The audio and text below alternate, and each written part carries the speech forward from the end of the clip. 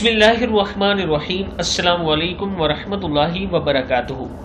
आबिद राजा channel की तरफ से आज मैं अपने दोस्तों को नबी अकरम सल्लल्लाहु अलैहि वसल्लम का एक फरमान सुना रहा हूँ। आप दोस्तों ने इस पर गौर और फिक्र करनी है।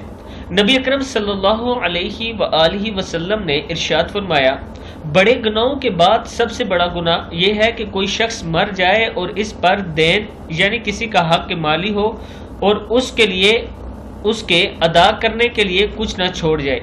यानी जब वो फोत हो तो अपने पीछे विरासत में उसका कुछ ना बचा हो, कुछ ना छोड़ के जाए और लोगों का उसने कर्ज भी अदा करना हो और कर्ज देने के लिए कुछ ना छोड़ के जाए अपनी विरासत में। ये बड़ा गुनाह है।